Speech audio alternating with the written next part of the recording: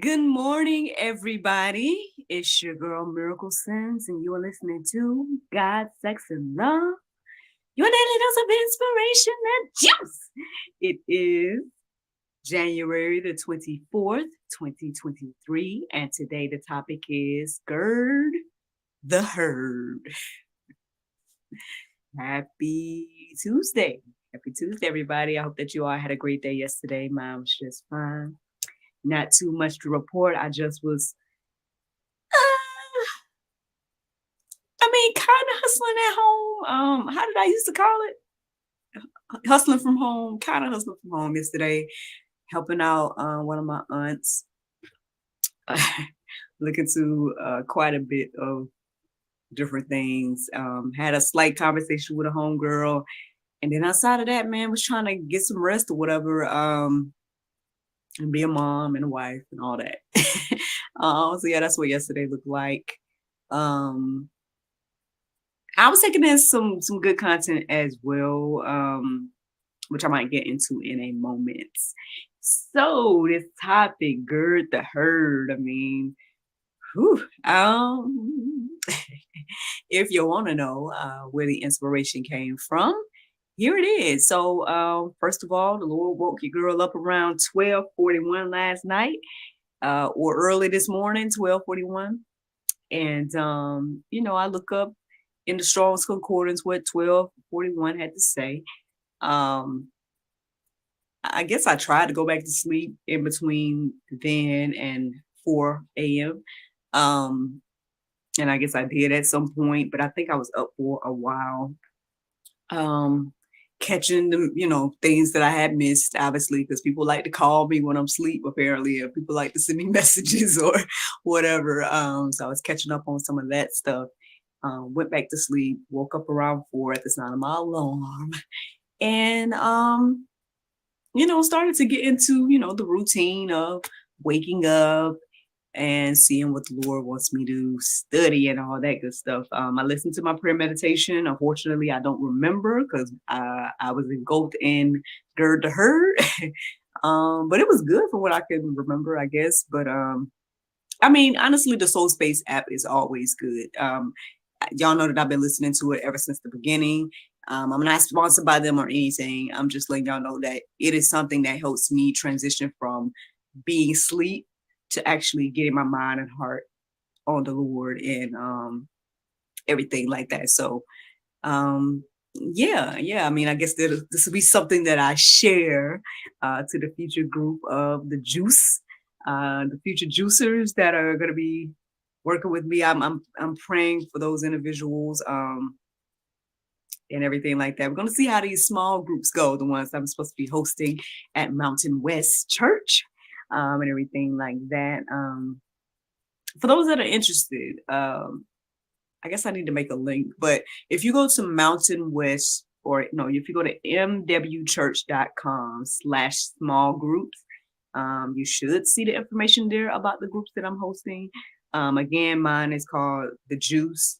And then the other one is called The Miracle Lab with Madam Miraculous. So yeah. But anywho, so that's I guess I'll go through this process with people. I'm trying to like kind of take some notes on like different content that I come across or different things that hopefully can encourage and inspire people on their journey to daily Bible study.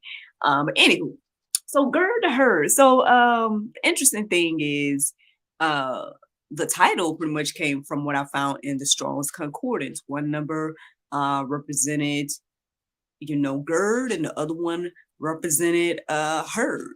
And the interesting thing was, like, I looked that up. It didn't necessarily resonate at that moment. I started looking up Bible verses since around 12:41, and it led me to Luke 12:41, which I ended up pretty much reading the entire Luke 12, but I definitely read Luke 12:32 through 58. Through 59. And that's where things started to come together, because when I was reading those verses, I saw that the title of that section, the one I just gave you, Luke 12:32 through 59, The title of that section was called The Little Flock. And that made me think about the Strongs again. So I went back to the Strongs. I was like, that's interesting. So I looked at the definition of flock, which was pretty much like a group of birds that live, feed, all this stuff together, right? And then I also looked up the definition of herd, which was the same thing, except it said like cattle, which I did write that definition down for herd. So we'll talk about that in a second, I guess. But those two things is what put, I guess, everything together, or made me focus on this idea of girding the herd, or honestly, it made me think about the remnant. That's another thing as well. And I thought that's what I was going to call today's episode, the remnant, because I felt like this might be a message for us, right? Those that are in the remnant, and it is, I think. But when I went back to the Strongs and I looked at these definitions and everything like that, Gird the Herd just really stood out to me to make it the topic or the title for today. And so, yeah. So let's look at that, right? Let's look at what that means according to the definitions, right? So the definition of gird says encircle a person or part of the body with a belt or band. And then the second definition says prepare oneself for something difficult or challenging. I found that interesting when I came across it this morning, because usually when I think of the word gird, I would always think about the belt, right? I would always think about the band or what it's saying.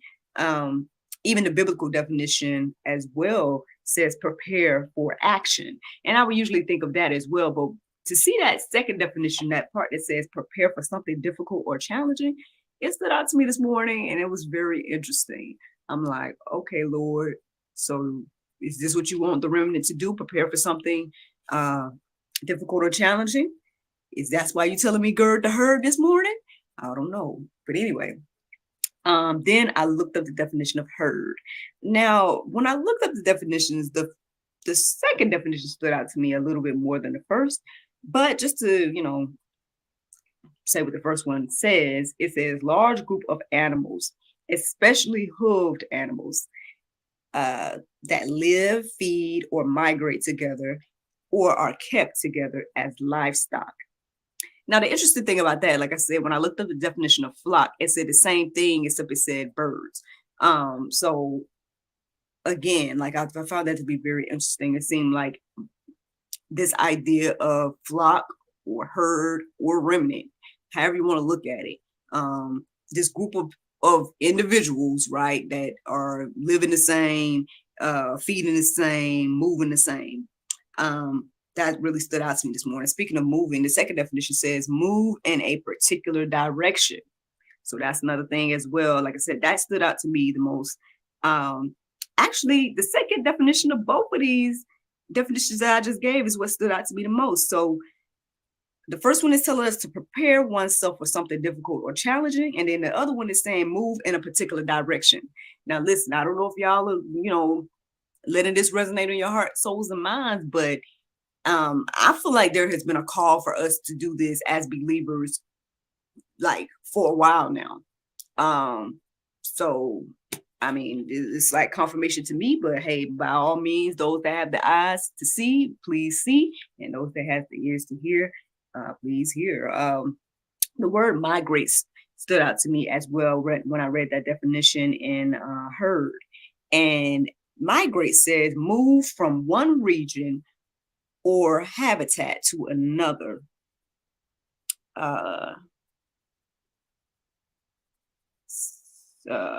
According to the seasons. So listen, look, what I'm receiving just by these definitions alone is that we need to, all right, the ones that really stand out to me is what I'm receiving here, is that we need to prepare ourselves for something difficult or challenging. We need to move in a particular direction. And then it's also telling me that we also need to move from one region or habitat to another according to the seasons, y'all. Okay. We ain't even got into the Bible yet, but Listen, that's already a word for those that again hear and see. I feel like that is already a word for us. Gird the herd, y'all. Gird the herd. So, as I told y'all, I was led to Luke 12 in particular, and yeah, I guess I started to take a bit of a deep dive. Like I said, I really focused on Luke 12 through 32 through 59. But instead of reading all of that, because you guys can do that on your own, because it is in the Go Deeper section, right? I'm going to read to you all the verses that really stood out to me as I was deep diving into Luke this morning. So this is what stood out, okay? Luke 12 and 32 stood out. It says, "Fear not, little flock, for it is your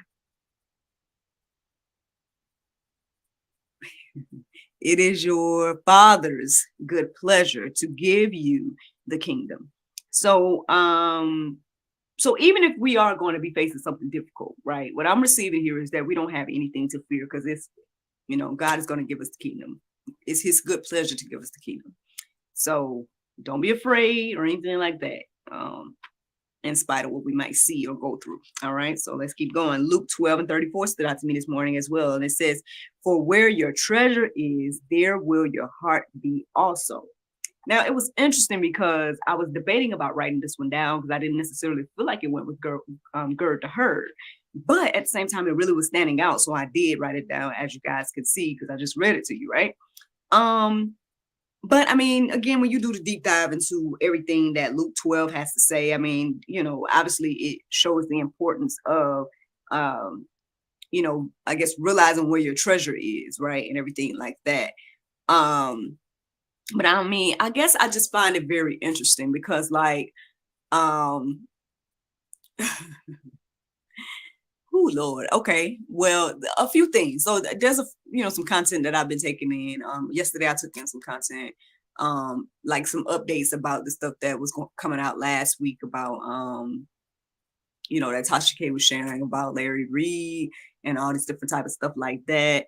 I also was listening to that. I can't remember the name of the channel, but there was a gentleman that was discussing Chris Broussard. And then I was also watching Marcus Rogers and whatnot. The thing that I can appreciate about, I guess, all of those individuals that I just named, like Tasha K, the other gentleman that shared the other story, Mr. Chris Broussard and Marcus Rogers, is I feel like these are people that are standing up. Now, maybe not, I don't know about Tasha K in regards to like her faith and all of that. But she is being a mouthpiece to, obviously expose, some things. But regardless of that part, right? If I think more so about like Chris Broussard and Marcus Rogers, like they are being a voice for the kingdom. They are being strong voices for biblical principles and everything like that for Christ. And, at some point we may be faced with the difficult choice of, will I stand for what the Lord is saying, right? Or am I going to try to quote unquote save myself, or quote unquote like save my job or save my platform or any of that? Like, are we going to stand on truth of what the Bible has to say, or are we going to like bend and fold?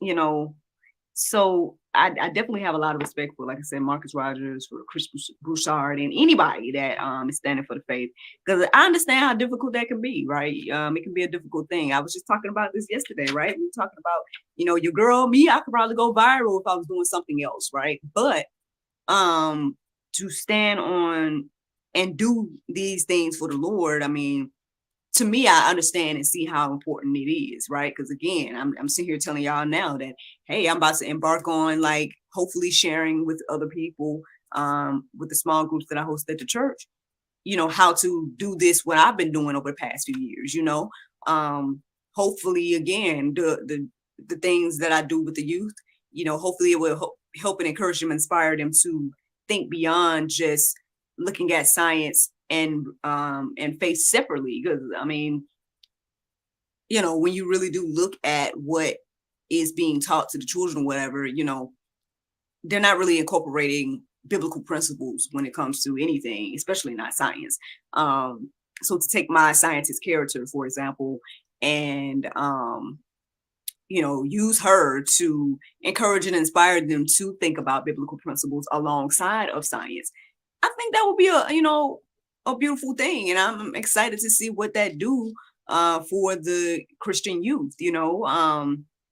So anyway, so I'm just saying, you just never know uh, when it comes to like your treasures. You know, are you going to be just trying to build up earthly treasures, or are you trying to build up treasure in heaven? And where your treasure is, your heart will be also. And I think the reason I brought up the whole Tasha K thing is because I know she was revealing some more information and whatnot, and you could tell basically by the fruit of the gentleman's lips that his heart wasn't fully aligned with Christ, like, because again, the fruit of his lips spoke volumes of like where his true alliance lies. And so, I mean, no judgment, everybody. If you got another breath or another day, I mean, obviously you guys can come to Christ, change your life, change your mind, all that different type of stuff. There's grace for you and everything like that. But at the same time too, I mean, the truth will come to the light. And so if you're faking, right, or if you're not being real, whatever the case is, then that will be exposed. And unfortunately, that's what's happening to the other gentleman. But let's keep going, y'all. Let's keep going. Let me tell you all what else was standing out to me this morning. So Luke 12:37 and 38 stood out to me this morning as well. It says, "Blessed are those servants whom the Lord, when he cometh, shall find watching. Verily, I say unto you that he shall gird himself and make them to sit down to meat, and will come forth and serve them. And if he shall come in the second watch, or come in the third watch, and find them, so blessed are those servants." So basically, between the other verses that I shared and these, and maybe even the ones after these, is talking about these servants being ready when their master got home, right? Like there's the servants being like ready to serve, ready to do whatever their jobs was. Like as soon as the master got there, he was greeted, he was ready, whatever the case is, everybody was in their position doing what they were supposed to do. And it says here, blessed are the individuals that are like that and that are doing that. And everything like that. And it talks about what that person would do for those individuals. It says here that they would have that that I don't want to misquote. It says, he shall gird himself and make them sit down to meat. And the meat is meat. So it makes me think about like to eat, and everything like that. And so, but it also talks about, again, in the verses after this, it talks about like what it would look like for those that aren't right in the right positions, and not doing their jobs, and not ready and everything like that. So that's might be pulp. Y'all can go look at the pulp for yourself. But that stood out to me this morning to just remind us, it's better for us to be ready, right? To be in our position. Speaking of, this is something that my mom always would tell us growing up, and I feel like it's helped me in my life, and here I am sharing it today. Luke 12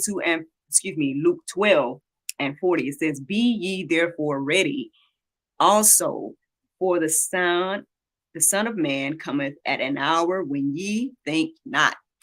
So yeah, there you go. I mean, obviously, I think my mom was always telling us that, to just be ready when you get asked to do whatever the case is and things like that. And that has helped, because y'all have seen me in interviews be on the spot. Somebody be like, "Hey, can you do a monologue?" And I do something, whatever. I'll be ready to do it. But yeah, how much more, do we need to be ready for Christ's return? How much more do we need to be ready and in the right place at the right time, and everything like that, doing the right thing. So yeah. I mean, let's keep going, y'all, because I got quite a little bit more. Luke 12 and 51 stood out as well. It says, "Suppose ye that I am come to give peace on earth? I tell you, nay, but rather division." Ooh, that might be Pope. We might not like that. I all I could hear in my mind when I was writing it down is them Christmas songs. Peace on earth, goodwill to men. But according to this, Jesus said out his own mouth that that's not necessarily why he came. Now, I, obviously we can all go deeper with this and get a better understanding X, Y, and Z. I think, but I think there's clear, how can I say, like, I feel like this is clearly being seen in today's times. The verses after this start talking about like families being split up and all these different things. And I mean, can we be honest and say that that's actually happening today? Like that is a real thing, just like it says, father against son, mother against daughter, like all. It even goes to say the mother-in-law against the daughter-in-law, and I'm like, oh Lord, and honestly, those things don't. I don't want to think like that, right? I don't want to be like, oh man, I'm against anybody, right? You want to feel like, we all live in peace and harmony and all those different things. But, again, when you get biblical, right, you can see where divisions come in by those that may not agree, and so that's why I talked about those individuals earlier, the ones that I said, is stepping out on faith, whether it's as harsh of a situation as like somebody putting your head on the chopping block, which I know is a crazy scenario for Americans to think about. But unfortunately, things like this is happening around the world, I mean, with believers. So, it's not that foreign. I mean, even with the Bible, there's plenty of biblical accounts of like these people was facing death. I know Marcus was talking about that yesterday, Brother Marcus. Or at least I saw some of his content that was referring to this yesterday, that, that people was actually facing death to stand up for Christ, to share and to, say what thus say the Lord and everything like that.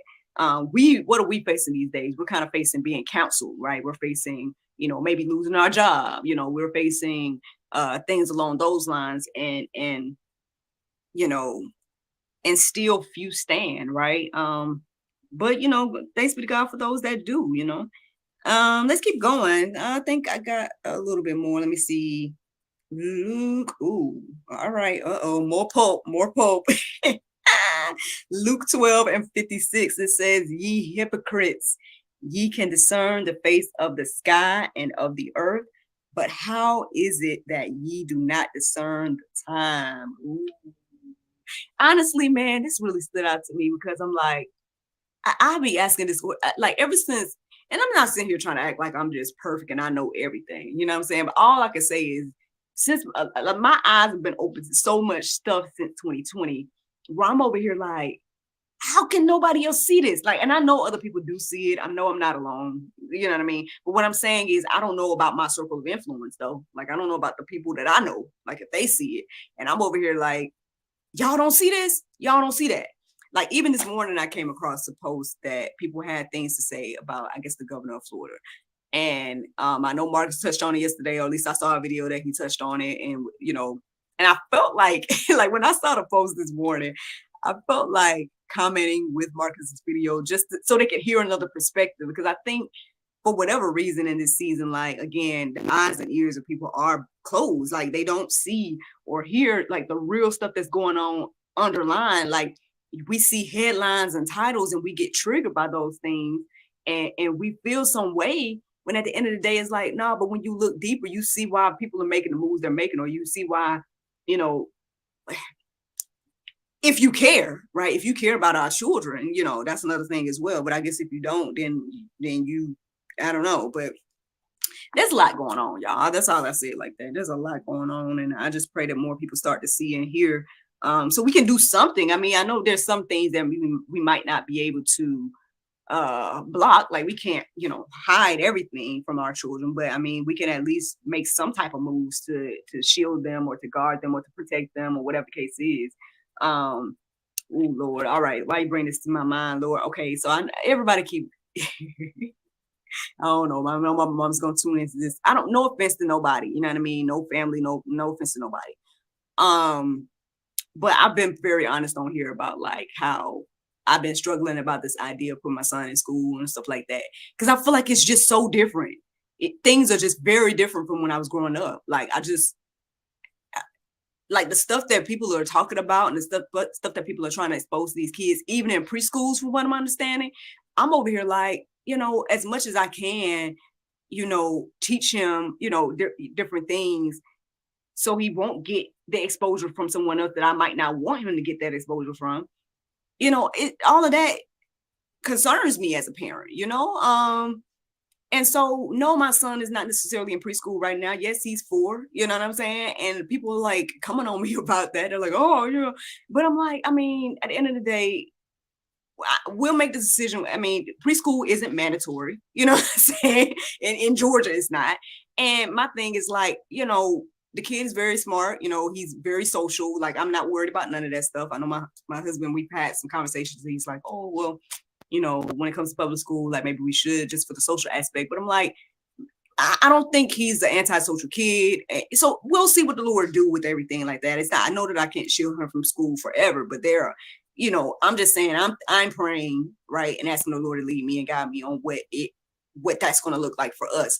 And if it looks like homeschool, so be it. You know what I mean? Like, if it looks like something else, then so be it. If it looks like put them in public school, fine, but my thing is, everybody got to be led by their own minds and whatnot. And so I don't know why I'm just saying that came to my heart and mind just a second ago or whatever. It's sometimes, again, I guess the reason I share that is that, like, things may not align the way that people think it should, or things may not, like, I mean, again, you may look silly out here to somebody else to be like, you know what, I'm going to seek the Lord about what to do about this or that. But again, I feel like when you read the Bible, this is what he wants us to do all day, every day. Seek him about what to do. So as I seek the Lord, I've been inclined to do what I'm doing, right? And so, yeah, I mean, I think we all need to do that because there may be a reason at the end of the day. But anyway, okay, let me see. Isaiah 1:9, it says, if the Lord of hosts had not left us a few survivors, we should have been like Sodom, become like Gomorrah. Who, Lord? I mean, I know we out here be like, oh, the remnant, yeah, the remnant, blah, blah, blah, blah, blah, blah. Man, listen, it say even the elect would fall, if the Lord, if it wasn't for God's grace and mercy. So let us all humble ourselves and understand, you know what I mean? That, I mean, I know people are talking about this all the time as well. I feel like I keep talking about Marcus Rogers today, y'all, but I was listening to quite a bit of his content yesterday. But anyway, he's talking about like that he feels like we're worse than Sodom and Gomorrah these days. Now, I don't know, you know what I'm saying? I don't know, because I wasn't there to know what Sodom and everything that Sodom and Gomorrah had going on. But America, I mean, is a little bit Sodom and Gomorrah-ish. So I mean, I don't know. But anyway, so speaking of that, Romans 11:5, it says, so too at the present time there is a remnant chosen by grace. So there you go, y'all. Those of us that can't see and hear this season, that is great, right? Get on your job, do whatever it is that the Lord is telling us to do. Understand that it's by God's grace and mercy. None of us can boast or anything like that. And just do our part. That's all I can say. I mean, I done shared a lot this morning. But ultimately, again, the topic was Gird the Herd, and I guess that's the juice. That is the juice. Now, the Bible verse of today is 1 Chronicles 29:11. It says, thine, O Lord, is the greatness and the power and the glory and the victory and the majesty, for all that is in the heaven and in the earth is thine. Thine is the kingdom, O Lord. Thou art exalted as head above all. Friends, I hope you all enjoyed this juice this morning. Thank you so much for listening to God, Sex, and Love, your daily dose of inspiration, the juice. I pray you guys can go forth and have a wonderful day, and I look forward to talking to you all tomorrow, if the Lord's will. Bye-bye. There you go, Facebook, YouTube, Rumble, anybody listening to the sound of my voice. I hope that you all are encouraged and inspired. Thank you so much for listening, watching, subscribing, sharing, all those wonderful things. I see I had someone tuning in. So hello, good morning to you. Thank you for tuning in. I hope, again, that you are encouraged and inspired. If you want to chit chat with me while I'm here, then drop a comment so I can chit chat with you. If not, by all means, thank you again for tuning in live. Today, oh goodness, okay, so I got a few things to do today. Not too much, but still something. So I'm supposed to do some type of interview today on another platform. So at least it's on the calendar. I didn't get any like confirmations or something, but I'm gonna be ready around that time and see what happens. Outside of that, gonna continue to help my aunt. And what else? I mean, be a mom, be a wife, of course. But aside from that, I need to have a conversation today. I'm supposed to be having like a business conversation. We want to see what the Lord do with that as well. And then that's it. That's it. Yeah, so that's all that's going on with all of that, y'all. But yep. Thank you all again for tuning in. I see somebody else just came. Hey, I just finished doing the juice, y'all. So El Zumo is done, right? But y'all can tune into this. Y'all catch the replay and everything like that. I feel like it was pretty good. Y'all can let me know, yay or nay or whatever. Did you get something? Did you understand something? Did you receive something today? By all means, let your girl know.